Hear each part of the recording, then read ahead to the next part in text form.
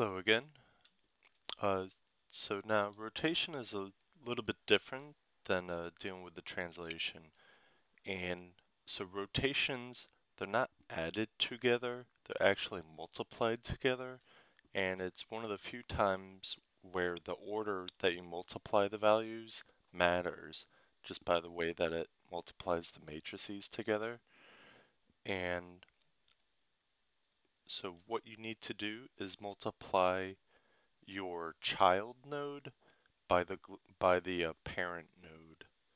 So if we plug in our rotation into the second port of multiply, and then let's create a rotation for our child node.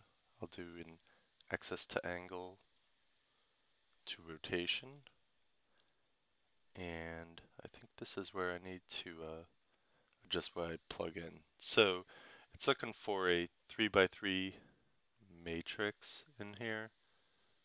I think just by the way that I plugged it in to the matrix node, so I'll need to convert it. So I can use a SRT to matrix, plug rotation into it, and now this is going to generate our 3 by 3 rotational matrix. I can plug this into port 1, and now we're going to get a matrix as the output, so we'll probably need to convert it back. Let's just double check. Yep, so it's not going to take that. I'll plug it into matrix, and now I can plug rotation into it.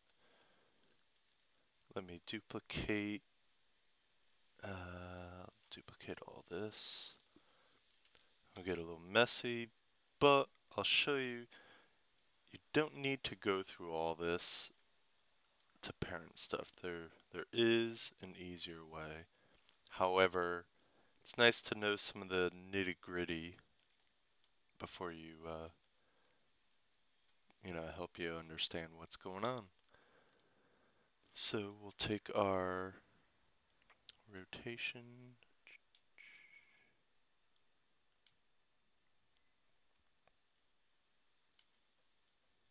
Whoops, don't want it. Port 2. And then we'll take,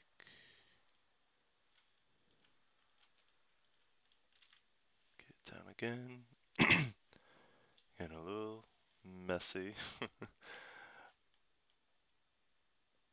Plug that in there. I go rotation and rotation. So now when we rotate our object, our parent or our children are following our parent.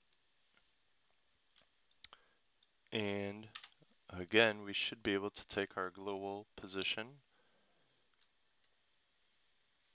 of our x, and it will equal our first three rows, our y equals, and our z equals. Got a little confusing last time I did this. I had offset the point and it wasn't lining up, and I was going a little crazy, but I forgot I had included a translation into it. So you'll see if we subtract our value here from our x value here, indeed we get our correct value. Okay, so I'm going to stop this here, and well, actually, just for if you want to plug scaling in, just to control the scale of it, you can do that as well. The next lesson I'll show you how you don't really need all this, that there's a much easier way to dealing with this. So I'll stop this again and continue again.